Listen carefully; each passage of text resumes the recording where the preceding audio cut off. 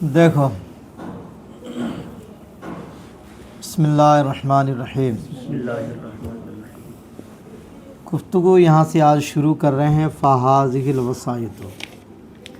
یہ جو وضو کے لیے نماز وسیلہ ہے حسن بننے کا، اور جہاد کے لیے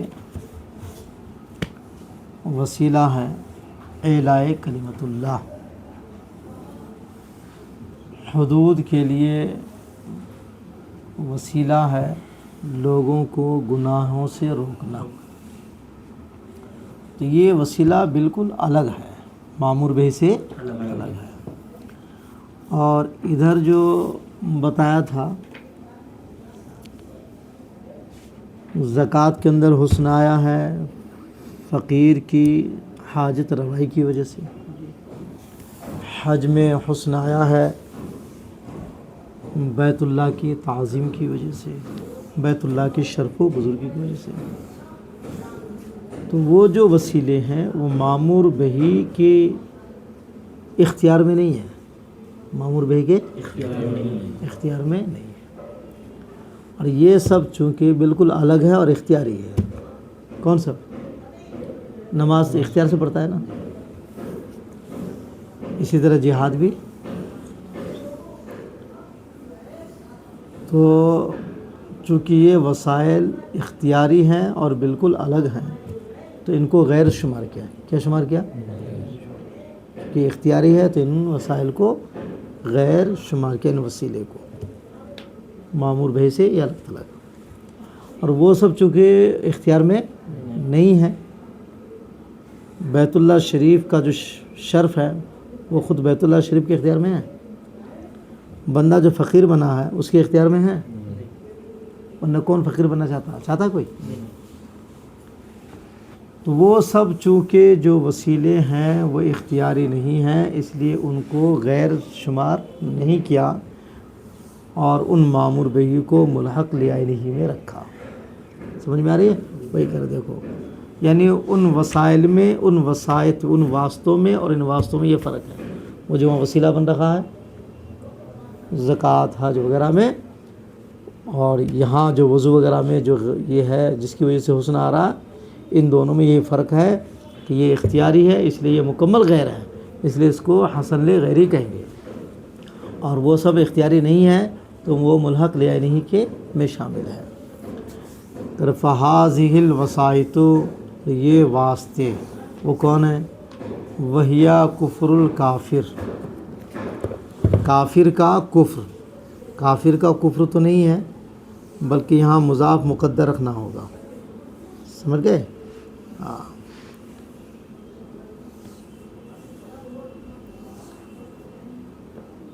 یوں کہیں گے جہاد سے کیا ہوتا ہے؟ کفر ختم ہوتا ہے۔ اعدام کفر الکافر، جہاد کی وجہ سے جو کفر کا، کافر کا کفر ختم ہو رہا ہے، سمجھ گئے؟ اور جنازہ پڑھنے کی وجہ سے حق مسلم کا جو حق ادا ہو رہا ہے، قضاء حق المسلم، یہ سب جو ہے اختیاری ہے۔ کیا ہے؟ تو کہہ رہے ہیں کہ یہ واسطے یعنی کافر کے کفر کا ختم ہونا، میت کے اسلامی حق کا ادا ہونا، وہ حد کو حرمت المناہی اور تمام منہیات کی حرمت کی توہین سے روکنا، منہیات کی حرمت کی حتک سے روکنا، بفعل العباد و اختیارہم، یہ بندے کے فعل اور ان کے اختیار سے ہے، اس لیے ان واسطوں کو غیر شمار کیا، اور ان کی وجہ سے جو مامور بہی حسن ہوا ہے ان مامور بہی کو حسن لغیرہ کہا۔ طرف لہذا اعتبرت الوسائط ہا ہنا، اسی وجہ سے یہاں ان واسطوں کا اعتبار ہوا، وجعلت داخلۃ فی الحسن لغیرہ، اور مامور بہی کو حسن لغیرہ میں داخل کیا، برخلاف زکوٰۃ میں جو وسیلہ ہے زکوٰۃ ادا کرنے سے کیسے حسن آیا؟ فقیر کی حاجت روائی سے۔ روزے میں حسن کیسے آیا؟ نفس امارہ کو دبانے سے، چونکہ وہ دشمن ہے۔ حج میں حسن کیسے آیا؟ بیت اللہ شریف کی تعظیم کی وجہ سے۔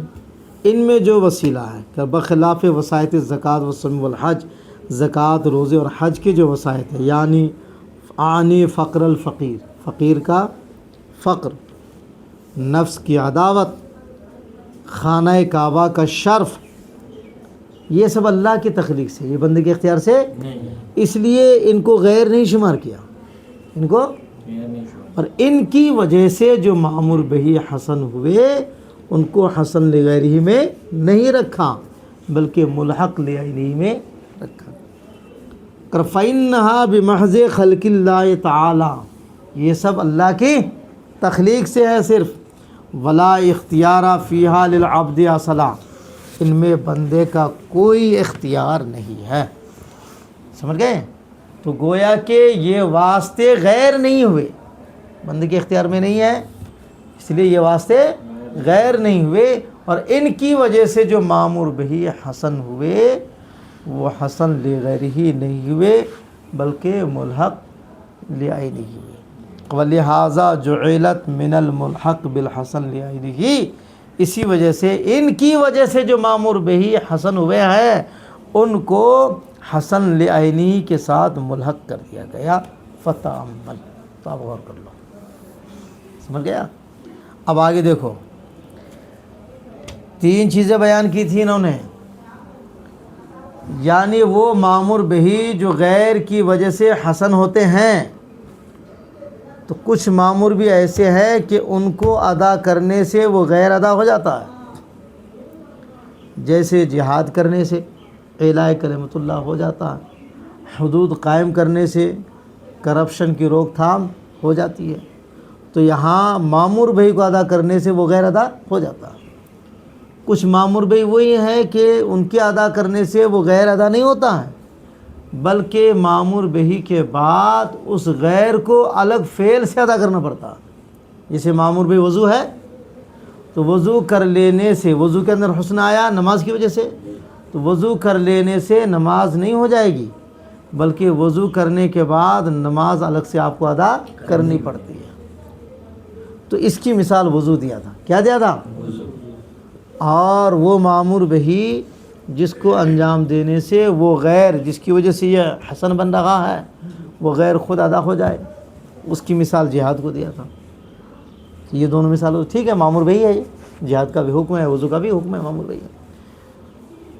تیسری مثال دیا تھا کہ وہ معمور بہی جس کے اندر حسن آتا ہے شرط کی وجہ سے، کس کی وجہ سے؟ تو شرط بھی مشروط کا غیر ہوا کرتی ہے، اس کی مثال دیا تھا قدرت سے۔ کس سے؟ تو قدرت معمور بہی ہے، قدرت کا حکم دیا آدمی کو کہ کام کرنے کا حکم دیا ہے، ہاں، نماز پڑھنے کا، روزہ رکھنے کا، حج، یہ نہ حکم دیا گیا ہے کہ قدرت کا حکم دیا گیا ہے، تو قدرت معمور بہی تو ہے نہیں، تو قدرت کو یہاں مثال میں پیش کرنا یہ معمور بہی کی مثال نہیں ہو سکتی۔ سمجھ میں آ رہی ہے؟ ہاں، یہ تسامح ہے مصنف سے، گفتگو چل رہی ہے معمور بہی کی کہ وہ حسن لعینی ہے کہ لغیری ہے اور اس کی تقسیم کر رہے ہیں، تو دو مثال تو معمور بہی کی دی انہوں نے، تیسری مثال معمور بہی کی نہیں دی، اس غیر کی دے دی جس غیر کی وجہ سے معمور بہی حسن ہو رہا ہے۔ یہ تسامح ہوا ہے، غیر معمور بہی کو معمور بہی کی مثال میں پیش کر دینا۔ دیکھ، وَالْقُدْرَةُ مِثَالٌ لِلشَّرْطِ الَّذِي حَسُنَ الْمَأْمُورُ بِهِ لِأَجْلِهِ، قدرت اس شرط کی مثال ہے جس کی وجہ سے معمور بہی حسن ہو گیا، لا للمامور بہ، یہ قدرت معمور بہی کی مثال نہیں بلکہ معمور بہی جس کی وجہ سے حسن بن رہا اس کی مثال، یعنی غیر کی مثال ہے۔ تو پھر یہ غلط ہو جائے گا، تو صحیح کر سکتے ہیں کسی طرح کی نہیں، تعویل ویل کر کے تو کرے ایک صورت ہو سکتی ہے، قدرت سے پہلے مضاف مقدر مان لیا جائے، کیا مان لیا جائے؟ اور یوں کہا جائے جس نے نا کل وضو والجہاد والقدرت، اب معنی یہ لیا جائے کل مشروط بالقدرت، کل مشروط، ہاں، جیسے وہ مامور بہی یعنی وضو، جہاد، اور وہ مامور بہی جس کے لیے قدرت شرط ہے۔ اگر اس طرح کریں گے تو مامور بہی کی مثال بن جائے گی۔ وَإِنْ قَدَّرْتَ الْمُضَافَ، یعنی خالی قدرت جو دیا ہے یہ مامور بہی کی مثال نہیں بن سکتا، اگر مضاف مقدر مان لیں گے تب بن جائے گی، تب یہ مامور بہی کی۔ اب مثال کس کی دینا تھا؟ مامور بہی ہی کی دینا تھا۔ کس کی دینا تھا؟ غیر کی مثال نہیں دینا تھا، مامور بہی کی مثال دینا تھا۔ وَإِنْ قَدَّرْتَ الْمُضَافَ، اگر مضاف مقدر مان لو، وَقُلْتَ، اور یوں کہو، وَمَشْرُوطِ الْقُدْرَتِ، یعنی کل وضوء والجہاد ومشروط القدرت، تو مامور بہی کی مثال بن جائے گی۔ کان مثالا للمامور بہ المشروط بہا، تو یہ اس مامور بہی کی مثال ہو جائے گی جس کے لیے قدرت کی شرط ہے۔ یہاں تو بات سمجھ میں آ رہی ہے، لیکن سنو گڑبڑ کہاں سے پیدا ہوگی۔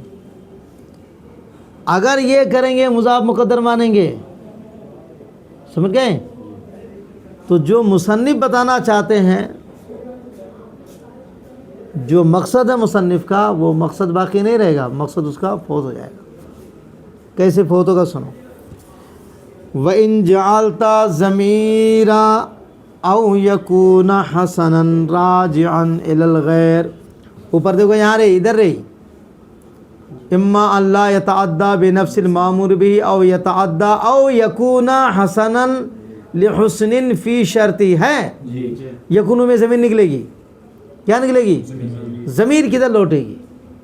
تو کرا غیر کی طرف لوٹا دیجئے، اوپر آیا ہے ایک لائن اور چھوڑ کے، او لغیرہ آیا ہے، تو اگر یہ ضمیر لوٹائے آپ غیر کی طرف، جس طرح یتعدی کی ضمیر لوٹ رہی ہے غیر کی طرف، لا یتعدی اور یتعدی کی ضمیر کدھر لوٹ رہی ہے؟ غیر کی طرف، اسی طرح یکونو کی ضمیر بھی لوٹا دیجئے آپ۔ مسئلہ یہ ہے کہ ادھر مصنف نے کہا تھا کہ یتعدی لا یتعدی کی ضمیر لوٹ رہی ہے غیر کی طرف، اور یکونو کی ضمیر لوٹ رہی ہے مامور بہی کی طرف۔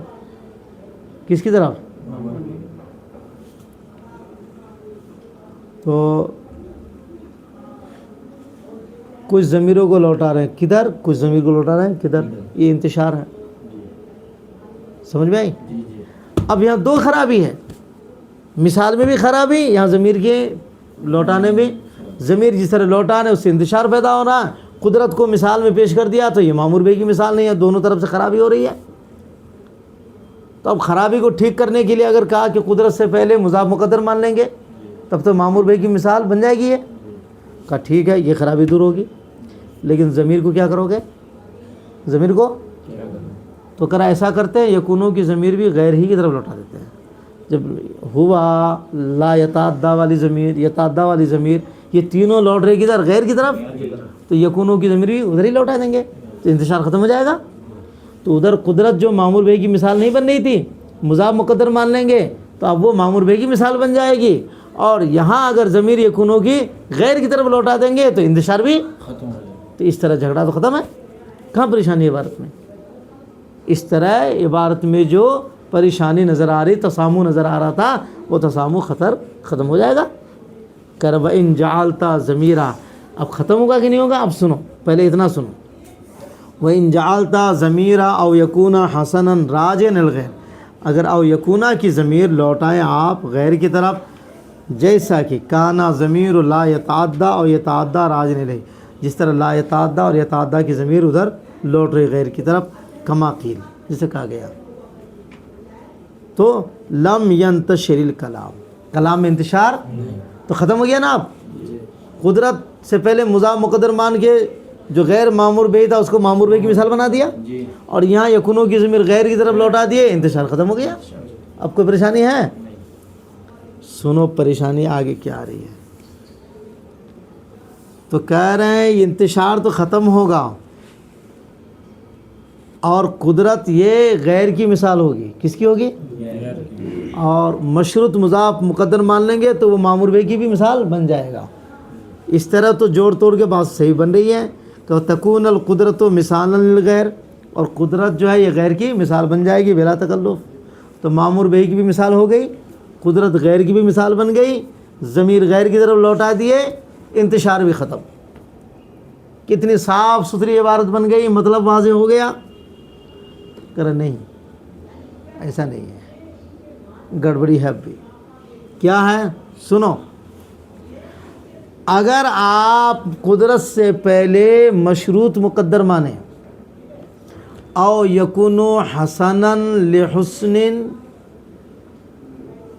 فی مشروط القدرت، فی مشروط القدرت، دھیان سے سنو یہ والی عبارت. مامور بھی یا تو حسن ہوگا اس حسن کی وجہ سے جو مشروط میں ہے. مشروط تو مامور بھی ہے. مشروط کون ہے؟